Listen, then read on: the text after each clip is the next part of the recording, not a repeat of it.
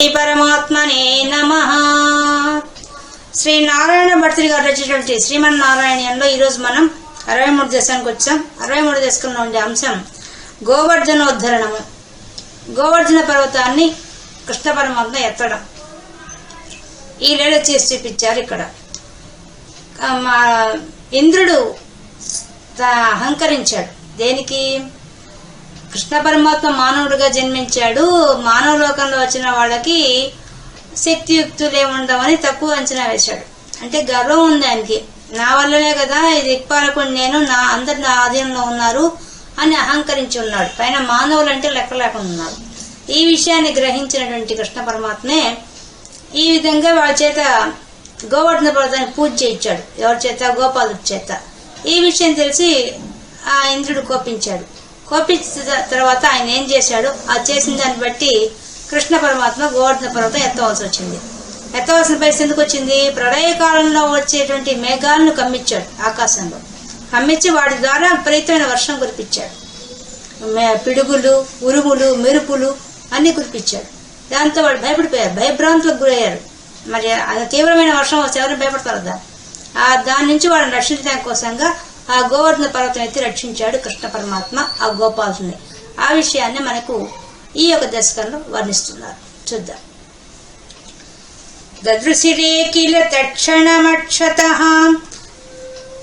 తవిత దృంభిత కంపిత దిక్తటాః సుషుమయా భవదంగతులాంగతాం రజపదోపరి వారిధరాస్త్వయా. నారాయణ పత్రిక స్తోత్రం కాబట్టి స్తోత్రంగా చెప్తున్నారు. తక్షణం అక్షత. ఎప్పుడైతే కృష్ణ పరమాత్మ ఈ విధంగా ఆ యొక్క గోవర్ధన వ్రతానికి బ్రాహ్మణుల చేత పూజ చేయించాడో గోపాలుడి చేత, దానికి తక్షణమే కోపం వచ్చింది ఆ యొక్క ఇంద్రుడికి. కోపం వచ్చి ఏం చేశాడు? అక్షత అవిచ్ఛిన్నంగా ఉన్నటువంటి తనిత విజృంభిత, ఎట్లా ఆ యొక్క పిడుగుల్ని విజృంభించి వదిలేశాట. అంత భయంకరంగా పిడుగులు వస్తున్నాయి. కంపిత దిక్తటాహ, ఆ శబ్దాలకి చుట్టూ ఉన్న అన్ని దిక్కులకి కంపనం వచ్చేసింది. వణికిపోయినాయి అన్ని దిక్కులు ఆ శబ్దానికి.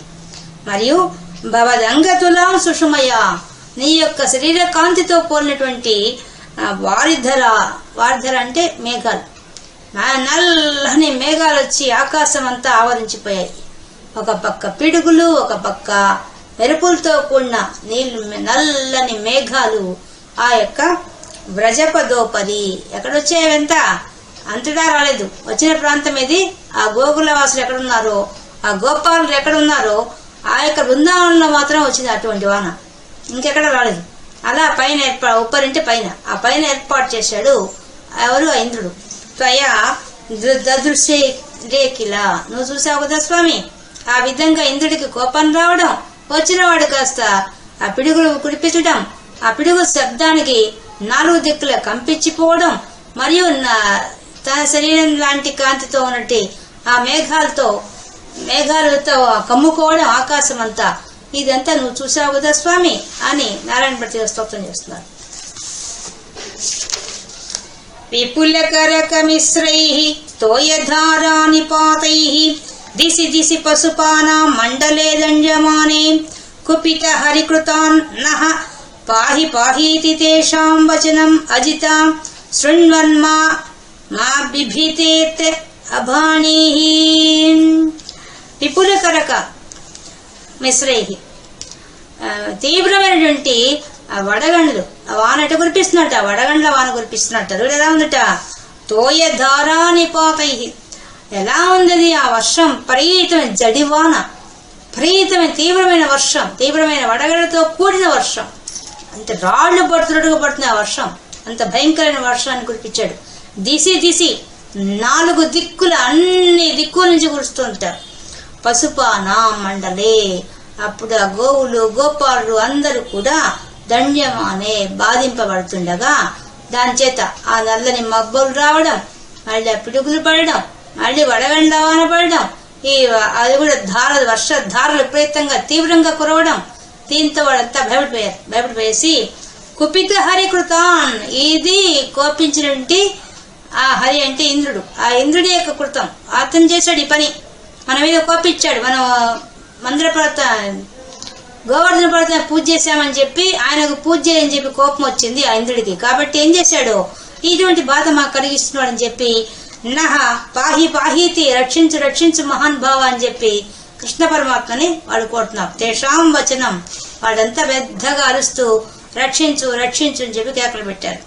అజిత ఏం పిలుస్తున్నారు, అజిత అంటే ఎదిరింప సఖ్యము కానివాడా, కృష్ణ పరమాత్మతో అన్న చెరగట్టాలు. ఆయన ఎవరు ఎదిరించగలరు, ఎవరు ఎదిరించలేరు. కాబట్టి అటువంటి ఆయనతోపై పెట్టుకుంటున్నాడు ఆ ఇంద్రుడు. అటువంటి ఓ స్వామి శృణ్వన్, వాడు అర్చి అరుపులంతా విన్నాడు. విని మా బిభీతేత్ ఆబాణిహి, ఏం చేశాడు, భయపడద్దు భయపడద్దు అని చెప్పి పెద్దగా ఆయన పలికాడు. మీరు భయపడబాకండి, ఏమి దిగులు లేదు, ఏమి ఆందోళన చెందబాకండి, నేనున్నాను, నేను చూసుకుంటాను, మీరు భయపడొద్దు అని చెప్పి వాళ్ళందరినీ కూడా సముదాయించాడు కృష్ణ పరమాత్మ. కులయిహ కలు గోత్రో దైవతం గోత్రశత్రో విహతిమిహ సరుంజాత్ కో నువః సంశయోస్మిన్ ఇతి స హసితవాది దేవ గోవర్ధనాద్రిం త్వరితముదమ మూలతో బాధదోర్భ్యాం.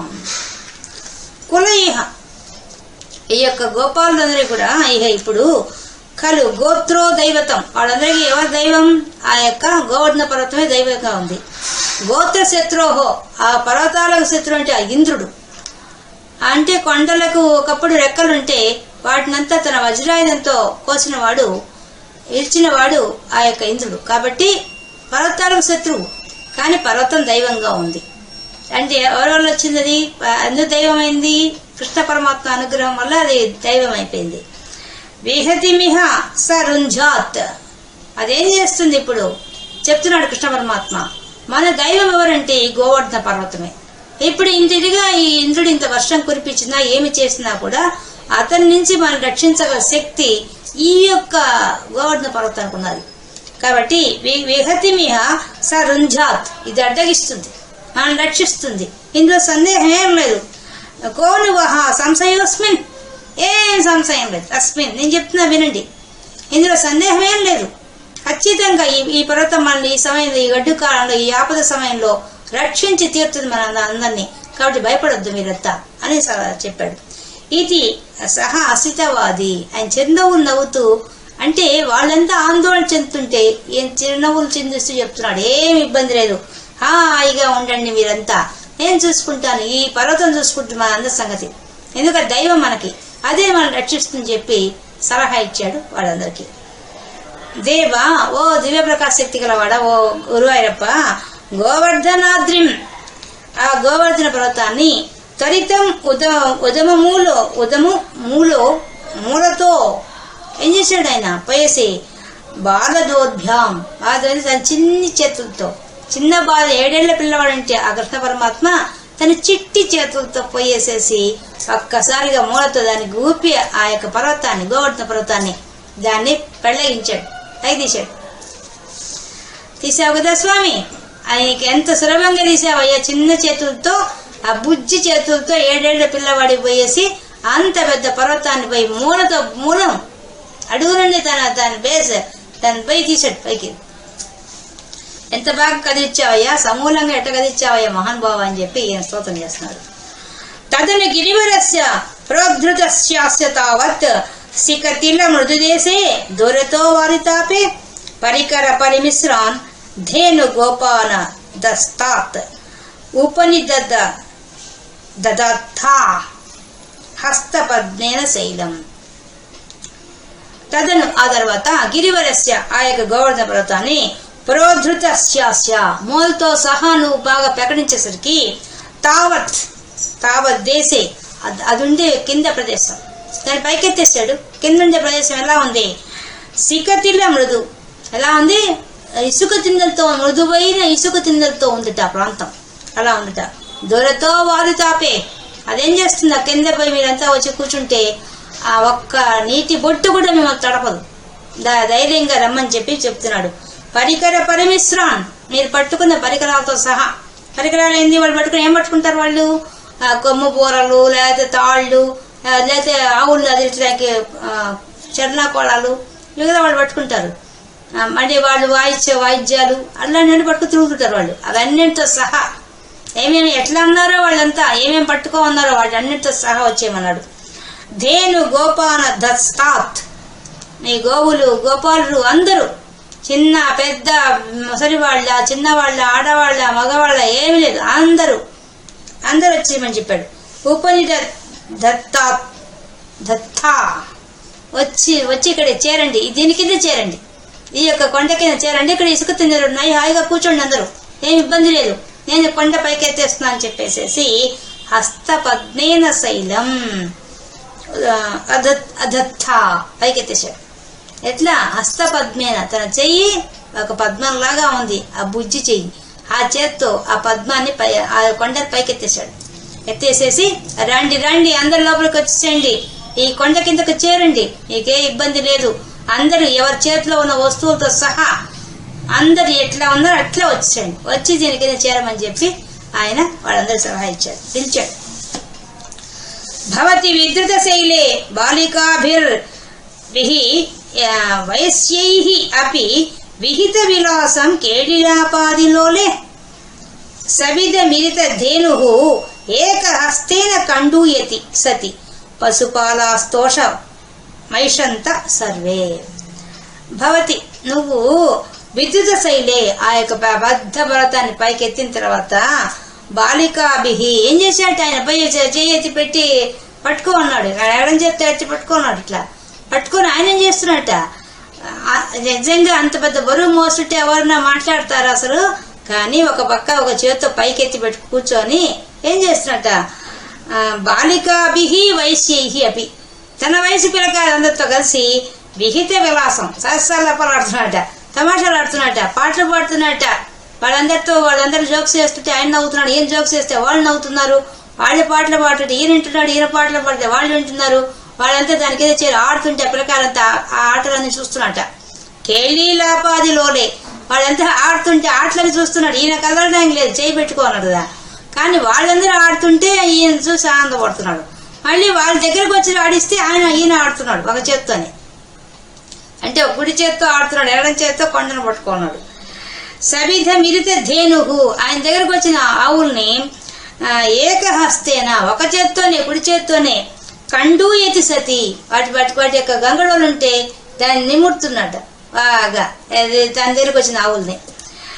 పశుపాల స్తోష మహిషంత సర్వే, ఈ విధంగా ఆవులు గోపాలులు అందరూ ఆనందంగా ఉన్నారట. ఎక్కడ? ఆ గోవర్ధనకి పర్వతం కింద, పైన బయటేమో విపరీతమైన వర్షము పిడుగులు అన్ని పడుతున్నాయి, అడగళ్ళ వాన పడుతోంది, పెద్ద శబ్దం అవుతోంది, అవన్నీ వాళ్ళ తిరగడంలా వాళ్ళ హాయిగా కృష్ణుడు ఎత్తి పెట్టుకుంటే దాని కింద కూర్చొని వాళ్ళు ఆనందంగా ఉన్నారు. మనకు దాంట్లో చెప్తారు భాగవతంలో. కనీసము వాళ్ళు ఏమి ఆకలి దప్పులు లేవట, పైగా వాళ్ళకి వచ్చేసి మలమూత్ర విసర్జన లేదట, దాహం లేదట, ఆకలి దప్పులు లేవు, నీరసం లేదు, ఆనందంగా ఉన్నట్టు పైన దాని కింద ఆ కొండ కింద. అక్కడ మనకి కృష్ణ పరమాత్మ చెప్తారు, వాళ్ళందరినీ తమ్మని పిలిచినప్పుడు, ఓ గోకులవాసుల గోపాలకులారా, ఇతడు పసివాడు, కొండ ఏమో గొప్పది, దాని బరువు భరించగలడు లేడు అని దీని కింద నిలవడానికి సంశయించవద్దు.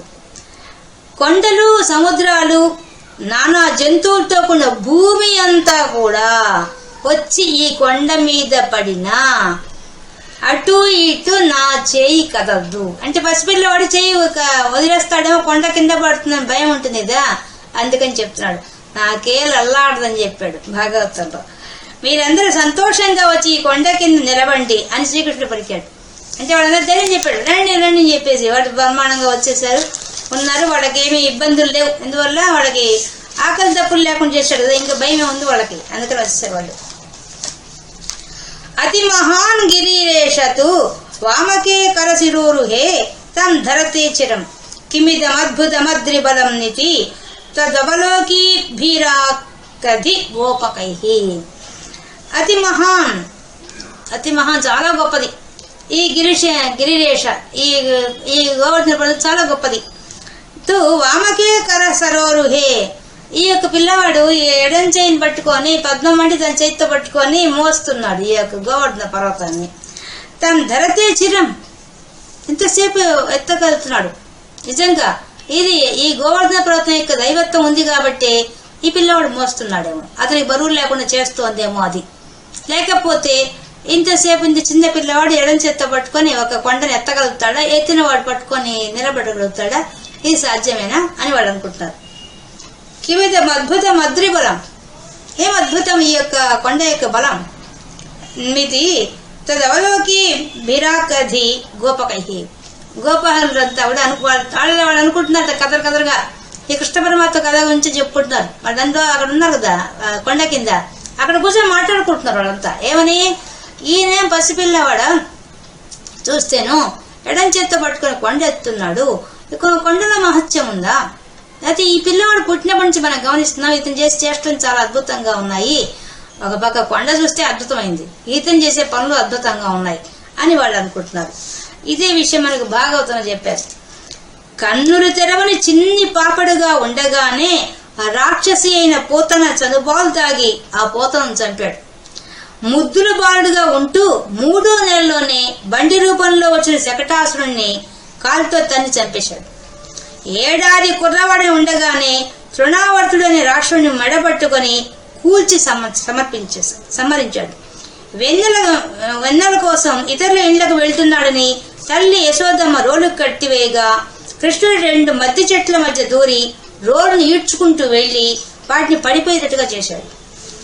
గోవులను దూడలను మేపడానికి వెళ్లి బకుడు అనే రాక్షసుని చంపాడు. వత్సుడు అనే రాక్షసుడు వెలగ చెట్టుతో కొట్టి సంహరించాడు. బలరామునితో కలిసి కరుడు అనే రాక్షసుని చంపేశాడు. ఈ సాహస కృత్యాలన్నీ భావించి చూస్తే బాలకృష్ణుడు మనుష్యమాత్రుడా అనిపిస్తోంది అని వాళ్ళు మాట్లాడుకున్నారు.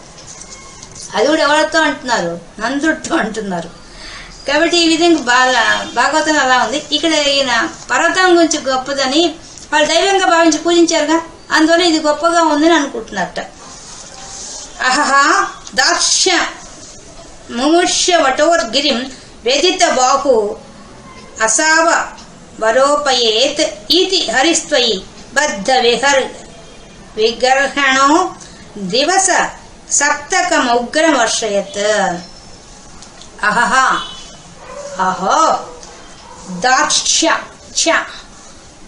దాక్ష్య ముముష్య వటోర్గిరిం, ఈ చిన్న పిల్లవాడు చాలా మొండిగా ఉన్నాడు. ఈ పర్వతాన్ని ఇంత బాగా ఎత్తిపెట్టి నిల్చోన్నాడు. బెదిత బాహు, ఇట్లా ఎత్తి పెట్టడం వల్ల కొంతసేపటికి ఈ చెయ్యి నొప్పి వస్తుంది. ఈ పిల్లవాడు చిన్న పిల్లవాడు ఆయన మొండిగా వచ్చి ఈ పర్వతాన్ని ఎత్తి పెట్టుకొని చేత్తో పట్టుకో ఉన్నాడు. ఈ చెయ్యికి బాగా నొప్పి వస్తుంది. వస్తే అవమావరోపయేత్, అప్పుడు ఏం చేస్తాడు, అప్పుడు ఈ పర్వతాన్ని కాస్త కింద పడేస్తాడు. అంతేగా చెయ్యి తీసేస్తే కింద పడిపోతుందిగా.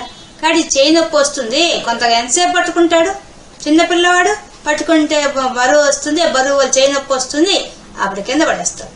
అప్పుడు ఈతి హరి, ఈ విధంగా అనుకున్నాడు. హరి అంటే ఇంద్రుడు. త్వయి బద్ధ విగర్హణం, నీ గురించి ఈ విధంగా అనుకున్నాడు. నేను తక్కువ అంచనా వేసి అనుకున్నాడయ్యా ఆ యొక్క ఇంద్రుడు.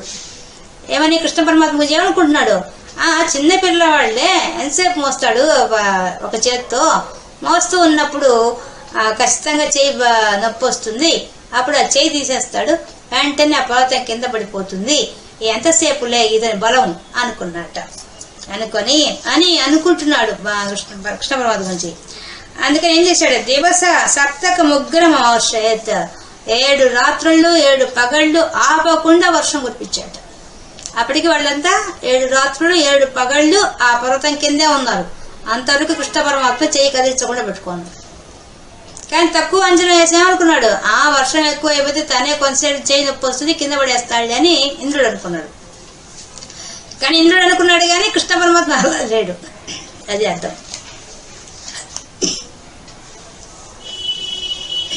అచరతి త్వయి దేవ పదాత్పదం గలిత సర్వజలే చ ఘనోత్కరే అపహృతే మరుతాంపతి తదభిశంకిత ధీహి సముపాద్రవత్ చెప్తున్నాడు. అచరతీతోయ్ దేవా, నువ్వు స్వామి నువ్వేం చేసావు? దివ్యప్రకాశ శక్తి కలవాడా, కదలకుండా అచరతి కదలకుండా నువ్వు నిలబడ్డావు. పదాత్పదం ఆ గోవర్ధన పర్వతం ఎత్తిపట్టుకున్నావు. గలిత సర్వజలేచ ఘనోత్కరే, ప్రళయకాలంలో ఉండే ఆ యొక్క మేఘాలంతా వదిలాడు కదా ఇంద్రుడు, ఆ వదిలినవన్నీ ఖాళీ అయిపోయినాయి. అంత వర్షం 7 రాత్రులు కురిసింది కానీ ఉన్న నీరంతా మేఘాలకంతా అయిపోయింది. అయిపోయేసరికి అపహృతే మారుత, అవంతా ఆ మేఘాలంతా కూడా గాలి ఎగరగొట్టి పారేసిందట ఆ యొక్క మబ్బులన్నింటినీ కూడా. మరుతాంపతి, ఆ యొక్క వాయుకి అందరికీ అధిపతి అంటే ఆ ఇంద్రుడు. తదభిశంకిత దీహి, ముందు నేను గురించి అనుమానం పడ్డాడు. నువ్వేదో మొయ్యలేవులే, కింద పడేస్తావులే, ఏముందిలే, నేను చిన్న పిల్లవాడుగా, మనుషుడులే ఇతడేం చేస్తాడు అన్నట్టుగా చూశాడు. ఇప్పుడేమైపోయింది, దీహి బుద్ధి వచ్చి సముపాద్రవత్ అంటేనే పరిగెత్తుకుంటూ వచ్చి కాళ్ళ మీద పడ్డాడు. నన్ను క్షమించవయ్యా, ఈ విధంగా నిన్ను తక్కువ అంచనా వేశాను, తెలివి తక్కువగా అని చెప్పి అక్కడ మనకు చెప్తాడు. భాగవతంలో చాలా బాగా చెప్పారు. శ్రీహరి ఒక చేత్తో గోవర్ధనికి ఎత్తి వర్షజలం వల్ల బాధపడుతున్న యాదవులకు గోవులకు శరణుగా నిలిచాడు. అప్పుడు ముల్లోకాలను ఏలుతున్నాననే పొగరు తొలగిపోగా దేవేంద్రుడు గర్వం వదిలి తన ప్రాభవం చెడి కామధేనుతో కూడా వచ్చి దుష్టరాజుల దుర్యాలను నిరాకరించేవాడు, కరుణతో వర్ధిల్లేవాడైన శ్రీకృష్ణుని దర్శించాడు. వచ్చి నమస్కరించి ఇట్లా అంటున్నాడు. ఓ శ్రీహరి, ఒక్కొక్క లోకాన్ని రక్షిస్తూ ఎంతో గర్వంతో మేమే ఈశ్వరం అనుకుంటూ ఆనందించే నాబోటి అజ్ఞానులు నీ మహిమ ఎరుగలేరు. ఇది నిజం. మాధవ సర్వేశ్వరా, నీ సామర్థ్యం తెలుసుకోలేక గోపకులు నన్ను ఉద్దేశించి యాగం చేయడం లేదని నీ గోకులాన్ని భయంకరమైన తీవ్రమైన జడివాన్లో ముంచెత్తాను. నీ మహిమ వల్ల నా ప్రయత్నం ఇలా వృధా అయింది. నేను నీ సేవకుణ్ణి, అపరాధం చేసిన వాడిని నన్ను దయతో క్షమించు అని ఇంకా చాలా స్తోత్రం చేసి పాతాలు ఆశ్రయించాడు ఆ ఇంద్రుడు. సమముపేయుషే వర్షభరే తదా పశుపధేనుకులే చ వినిర్గతే భువి విభో సముపాహిత భూధర ప్రమృతై పశుపై పరిలేభిషే. సమోపేష, ఈ విధంగా ఇంద్రుడికి బుద్ధి వచ్చింది. ఆ వర్షం అంతా తగ్గిపోయింది, వాతావరణం అంతా మామూలైపోయింది. అంతేకాదు భాగవతం చెప్పారు, అదంతా బాగవడం కాదు, వీళ్లకు అంత పెద్ద వర్షం కురిసి అంత పిడుగులు పడ్డా ఏం చేసినా అస్సలు వీళ్ళకి ఇల్లు వాకిళ్ళు ఏమీ కాలేదు. గోపాలకు అందరికి ఏవక్కడక్కడే ఉన్నాయి. చెప్పాడు ఆయన ముందే, మీకేమీ నష్టం జరగదు, ఎక్కడ వేసినా అక్కడే ఉంటాయని. పైగా అంతంత వర్షం కురిస్తే ఎంత నీళ్లు నిలబడాలి కదా, ఎక్కడా నీళ్లు లేవు. వాళ్ళు మళ్ళీ బయటకు వచ్చేసరికి హాయిగా మంచి వాతావరణంలోకి వచ్చి మామూలుగా ఉన్నట్టుగా వచ్చేసారు. సమూపేషి వర్షభరే, ఈ విధంగా వర్షాభారం తగ్గిపోయి హాయిగా శాంతి ఇచ్చింది. తదా అప్పుడు పశుపధేనుకులేచ, ఆ పశువులు, ఆ గోవులు, మళ్ళీ గోపాలు అందరూ కూడా వినిర్గతే భువి, ఆ కొండ కింద నుంచి బయటకు వచ్చారు. వచ్చి విభో, ఓ విశ్వమంతా వ్యాపించిన వాడా, ఇంకెవరు చేస్తారు ఈ పని, అంతటా వ్యాపించిన వాడే చేయగలడు ఈ పని, అందుకని నువ్వు చేసావు కదా స్వామి. సముపాహిత భూధర, మళ్ళీ ఆ ఎత్తిపెట్టిన కొండను యథాస్థానంలో పెట్టేశాడు కృష్ణ పరమాత్మ. పెట్టేసేసి ప్రమృతై, వెంటనే వాళ్ళంతా గోపాలంతో పరిగి వచ్చేసేసి ప్రమృతై చాలా ఆనందంతో వచ్చేసి పశుపై పరిలేభిషే, వాళ్ళంతా వచ్చి కౌగిలించుకున్నారు కృష్ణ పరమాత్మని. మేం చేసావయ్యా ఇన్ని రోజులు, 7 రోజులు ఆ చెయ్యి అట్టే పెట్టుకుని నిలబడ్డావు మా కోసం అని చెప్పి ఆనందంతో వచ్చి మాకేమీ కాకుండా, మా ఇళ్ళు వాకిళ్ళు ఏం కాకుండా, మాకు ఆకలి దప్పులు లేకుండా, మలమూత్రాలు విసర్జించకుండా ఆనందం మాత్రం మిగిల్చావయ్యా 7 రోజులు, ఇంతకంటే ఏం కావాలి అంటే అర్థమైంది. భగవంతుడి జాసలో ఉంటే, భగవంతుడి రక్షణలో ఉంటే ఆకలి దప్పులుండవు, మలమూత్ర విసర్జన ఉండదు, ఆనందం తప్ప ఇంకోటి ఉండదు. అది అసలు విషయం. అది చెప్పడానికి ఇవన్నీ చెప్పడం కాబట్టి అందుకని విభో అని ఉపయోగించాడు ఈయన కూడా, నారాయణ భట్టు గారు కూడా. విభో విశ్వమంతా వ్యాపించిన వాడు పట్టుకుంటే ఏమవుతుంది, విశ్వేశ్వరుడు విశ్వంలో ఉన్నాడు, అలాంటి వాడు మన బాగోగులు ఆయన తప్ప ఇంకెవరు చూస్తారు. కాబట్టి ఆయన ఆశ్రయించిన వాడికి ఏ దిగులు ఉండదు, ఏ విచారం ఉండదు. కాబట్టి వాడంతా బిలబిలా పరిగెత్తుడు పోయి ఆయన్ని కౌగిలించుకున్నారు. పశువులు వచ్చి ఆయన చుట్టూ ప్రదర్శన చేసే అనేక రకాల స్తోత్రాలు చేశారు. వాళ్ళంతా ఎంత మెచ్చుకున్నారో, ఏం చేశావు నాయన అని చెప్పేసి. అది ధరణిమేవ పురా ధృతవానసి క్షితిధరోద్ధరణే తవ కః శ్రమః ఇతి నుతః స్త్రీదశైః కమలాపతే గురుపురాలయ పాలయ మాం గదాత్. ధరణిమేవ పురా, పూర్వము ధరణి భూమినే పైకెత్తావయ్యా. ఎప్పుడు? ఆ యొక్క వరాహ అవతారం ఎత్తినప్పుడు. ఎక్కడ పెట్టావు? తీసి నీకు కూర కొసన పెట్టావు. ఏది? ఒక గడ్డి ముక్కలాగా పెట్టావు. ముక్క అంత ముక్కలాగా అంత పెద్ద భూగోళాన్ని తీసుకొచ్చి నీ యొక్క నా నోటి మీద, అది కూడా నీ కూర మీద వరాహ అవతారం ఎత్తి పెట్టావు. భూమినే పెట్టుకున్నవాడికి భూమి మీద ఒక కొండ లెక్క. అదే అంటున్నాడు, క్షితిధరోద్ధరణే, భూమి మీద ఉండే ఒక కొండ పెద్ద విషయం అటయా. కహ తవ కహ శ్రమ, నీకేం శ్రమయ్యా? ఏముంది అక్కడ? పెద్ద భూమిని ఎత్తి పెట్టుకున్న వాడికి భూమి మీద ఉండే ఒక కొండ పెద్ద విషయమా? ఆ దాన్నే భూగోళాన్నే ఒక గడ్డి పసులాగా అంత చిన్న ఉండలాగా పెట్టుకున్నావు నువ్వు. అటువంటిది భూమి మీద ఉండే కొండ పెద్ద విషయమే ఉంది, ఏం విషయం లేదు. ఇది ఈ విధంగా ఏం శ్రమ లేదు నీకు. ఇది నుతః, ఇది విధంగా స్తోత్రం చేశారు. ఎవడు? త్రిదశైకి సైహి. త్రిదశ అంటే ఎప్పటికీ 37 వయసు ఉండేవాళ్ళు దేవతలు. ఆ దేవతలంతా స్తోత్రం చేశారు. చేసి కమలాపతే, ఓ లక్ష్మీపతే ఏం పిలుస్తున్నాడు. ఎందుకు కమలాపతే? విశ్వేశ్వరుల్లో ఉండే శక్తే విశ్వేశ్వరి కాబట్టి ఇద్దరికి అభేదం కాబట్టి పిలుస్తున్నాడు. లక్ష్మీపతే గురుపురాలయ, ఓ గురువారప్ప పాలయమాం గదా, నాకు కూడా నా రోగాన్ని తొలగించవయ్యా. ఎప్పుడు నీ దగ్గర నీ అండల్లో ఉండేటట్టు భాగ్యాన్ని కలిగించు. నా రోగం పోవంటే ఏం కావాలి? అహంకారం పోవాలి. ఆ ఇంద్రుడిలాగా అహంకారం ఉండకూడదు. నేను ఎప్పుడు నిన్నే ఆశ్రయించి ఉండాలి, నీడలో నేను ఉండాలి. అలాంటి భాగ్యాన్ని కలిగించమని చెప్పి నారాయణ భట్రి గారు ఈ యొక్క దశకం ద్వారా అడుగుతున్నారు కృష్ణ పరమాత్మని, గురువాయూరప్పని. ఈ విధంగా మనకు గోవర్ధనోద్ధరణం అనే అంశం ఈ 63వ దశకంలో అద్భుతంగా మన కళ్ళకు కట్టినట్టుగా చూపించారు నారాయణ భట్రి గారు. దీంట్లో ఈరోజు మనం 63వ దశకాన్ని పూర్తి చేసుకున్నాం. సర్వత్ర గోవింద నామ సంకీర్తనం, గోవింద గోవింద.